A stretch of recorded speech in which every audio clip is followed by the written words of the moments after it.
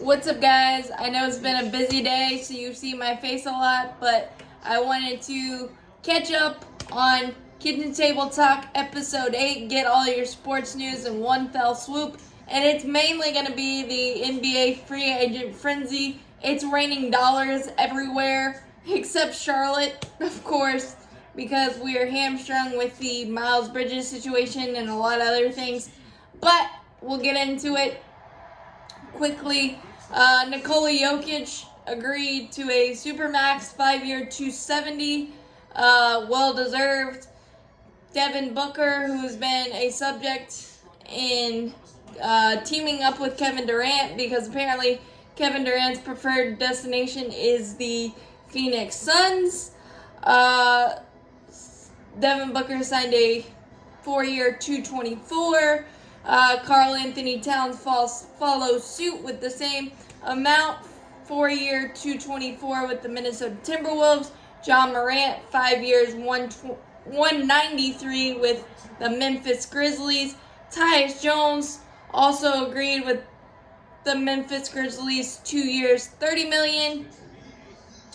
For Brooklyn, who's kind of trying to figure things out right now, they re-signed Nick Claxton, center, 2 years, $20 million. Sharpshooter Patty Mills opted out of his contract yesterday to sign a 2-year deal, 2-year, $14.5 million, back with Brooklyn.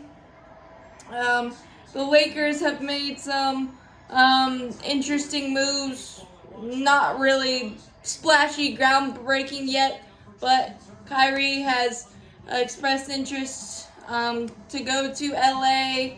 Lakers want Toscano Anderson, agreed to a 1-year deal there, as well as Lonnie Walker, who had his qualifying offer pulled by the Spurs, agreed to a 1-year, $6.5 million deal. I actually really like that one.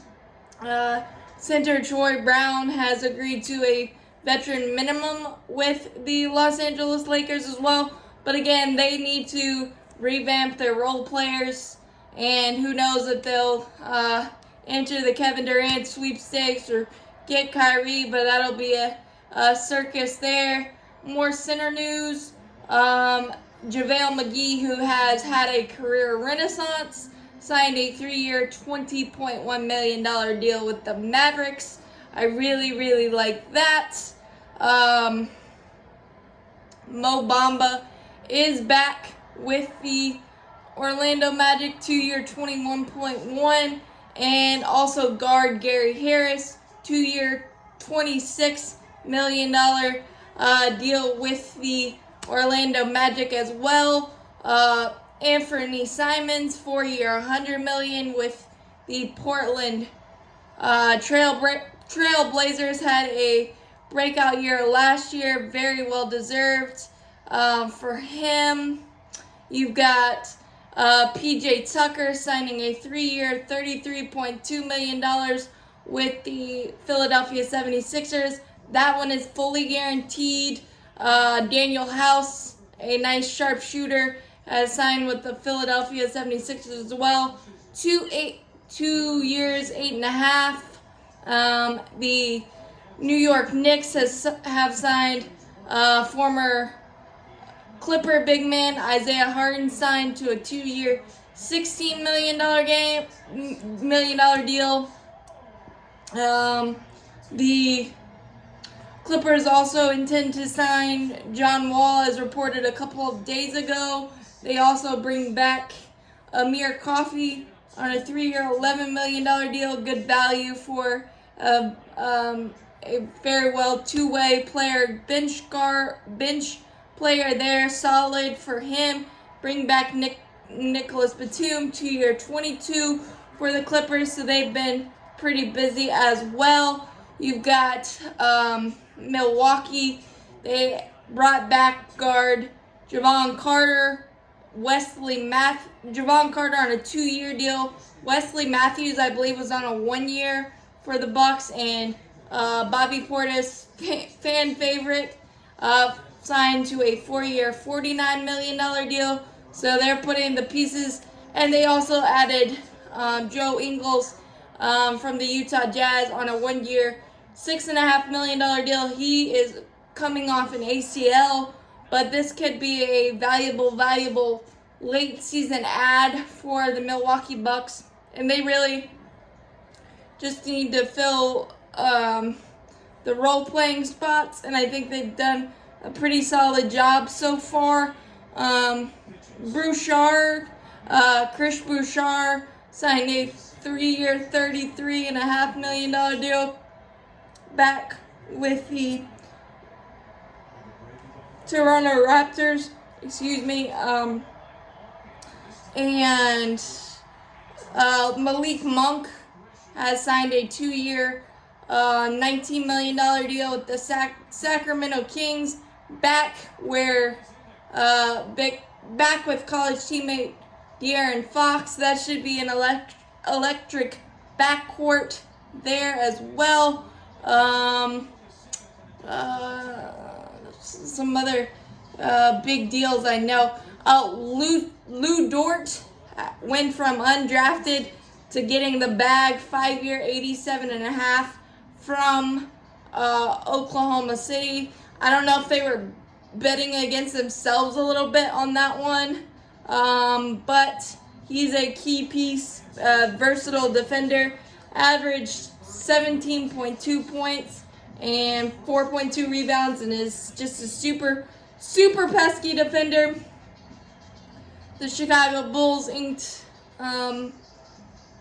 Andre Drummond to a 2-year, $6.6 million deal. That's an interesting play with the backup role, I'm assuming, having Nikola Vucevic.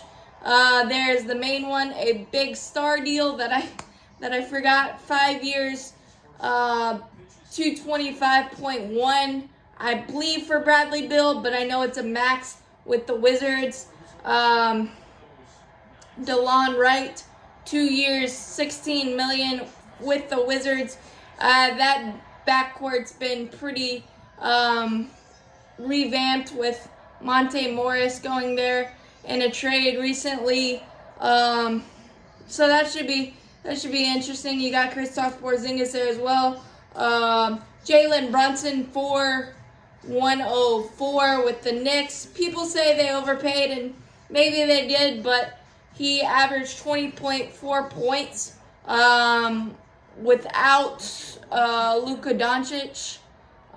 So I think they might have overpaid, obviously, but I think the Knicks nick, and maybe this one will finally work out. But that was huge news there. Thaddeus Young agreed to go back to the Raptors, 2 years, $16. Kyle Anderson agreed 2 years, $18 to go to the Minnesota Timberwolves, 2 years, $18. That is a nice deal for him. If I forgot any, I will add them tomorrow, I promise. I know there's probably a big name I forgot, but those are the main ones that I can think of right now. For NBA, it's absolutely crazy. I don't really like what it's become, the super team thing, because my team, the Charlotte Hornets, really kind of don't have a chance, but it doesn't mean I'm not entertained by it, and I haven't been eating a lot of popcorn and refreshing Woj Twitter all day long, but it is what it is, and we'll see how it works out. And sometimes super teams don't work, and sometimes they do, but it is certainly entertaining to watch in terms of that. And obviously there will be more deals and more things in the next coming days with Harden. He'll talk to the 76ers and iron out a deal this weekend, things of that nature. So it's definitely a fluid situation for the NBA free agency, but it's completely bonkers. But congratulations to all those guys in getting those deals. Well deserved. for you guys. It's just absolutely insane. But that's all I can think of for NBA.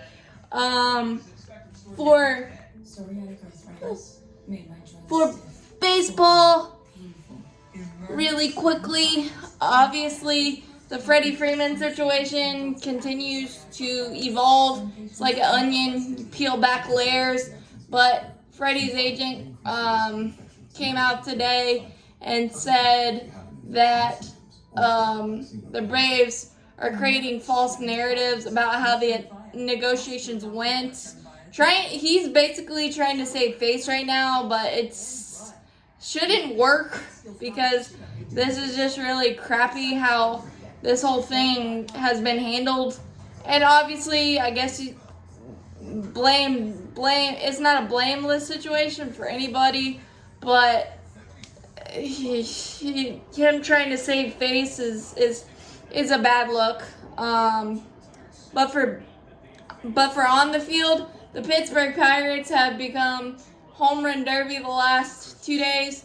They are the second team in MLB history to have a player hit 3 home runs in back-to-back days. Yesterday, Brian Reynolds smacked 3 against Washington, and today, Michael Perez, first Pirate catcher to have 3 homers in a game, smacked 3 against the Brewers.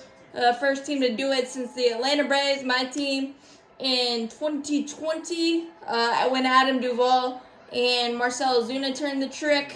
So really, really good there, or really awesome for them there. Ronald Acuna Jr.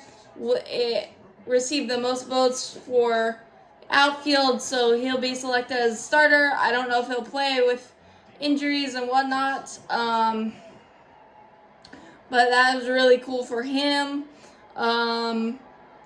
The William Contreras of the Braves, Dansby Swanson of the Braves, Adam Duvall of the Braves, and I believe that is it, have reached the second round of voting for All-Stars, so that's kind of awesome. And to know that our team is playing that well to be represented in Braves country is amazing at that. So that is awesome. On a bit more of a somber note, in the Braves family, PA announcer Casey Motter passed away in his sleep unexpectedly this morning at age 53. His voice was just so cool. I haven't been to Braves game in a while, but that always sticks out, and I always, watching it on TV when we're at Truist Park, I just always love to hear his voice and saying all the names because it's just so cool. It had this synonymous sound, and what you equated Braves baseball to was Casey Motter's voice, and he's going to be sorely missed, gone way too soon, but prayers up to his family, the Braves family. I know they're hurting.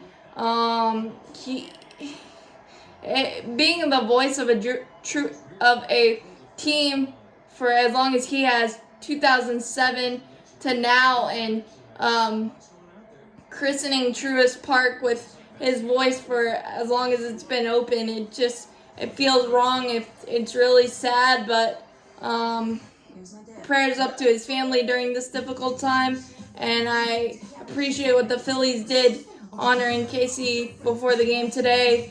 So he will be missed. I love your voice, always will, and I hope you're calling a bunch of games up in heaven. Prayers up to his family. And then obviously the only other big, huge news of the day, and I don't have my football with me right now, but that the Big Ten is getting 2 heavyweights, and UCLA and USC are moving to the Big Ten. And I know it's all about money. It always is. But I can't stand it because you're taking the local geographic rivalries out of football, and I'm going to need a map and a something just to understand who's in what conference and things of that nature now. And it's a big loss for the Pac-12 They will be moving in 2024 and 2025. I just think it's a huge, huge loss in my college football heart. It just feels weird. But we get mad at people moving transfer portal stuff. But why? But when teams are moving conferences left and right, that's about the same thing, isn't it? So I don't know how you can be that mad about it, but it is what it is. I really don't like it, but that's the nature of sports now, and it doesn't mean I'm not going to watch it because I'm just a sucker for sports, but it takes the light out of college football and the things of that nature because there's so many teams in each conference. If you don't get Alabama on your schedule, if you don't get Oklahoma on your schedule, you got a leg up. And so the college football playoff, expanded or not, is going to be the same. Feels like it's going to be the same teams every year. And I know you can't do anything about it, but it just seems to be muddying and watering down the product of college football. But that is just my opinion. Doesn't mean I won't watch it, but we will see what happens in the coming days of the sports landscape, because it's certainly been crazy in every sport so far. But thanks for listening. That's all I got, guys. Peace out. Like, comment, and subscribe. It really helps me out a lot. Thanks.